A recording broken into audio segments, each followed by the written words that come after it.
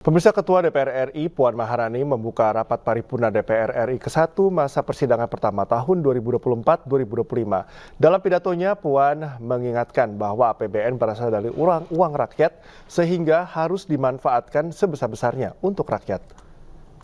Sebanyak 409 anggota DPR RI hadir dalam sidang paripurna.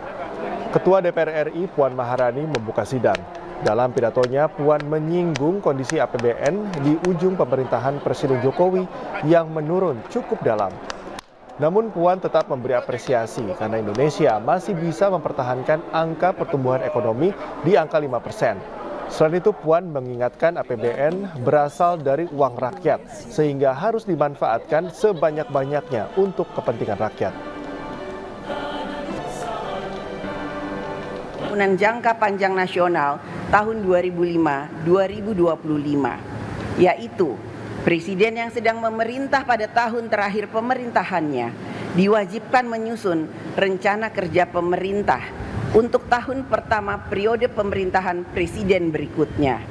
Presiden terpilih periode berikutnya tetap mempunyai ruang gerak yang luas untuk menyempurnakan rencana kerja pemerintah dan APBN pada tahun pertama pemerintahannya melalui mekanisme perubahan APBN atau APBNP.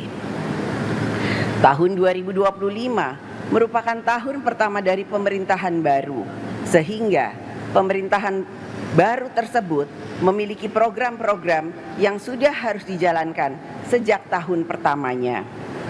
Oleh karena itu, di dalam pembahasan kerangka ekonomi makro dan pokok-pokok kebijakan fiskal APBN tahun 2025, DPR RI dan pemerintah bersepakat untuk tetap memberikan ruang yang seluas-luasnya bagi pemerintahan yang baru dalam menjalankan program kerjanya di tahun 2025.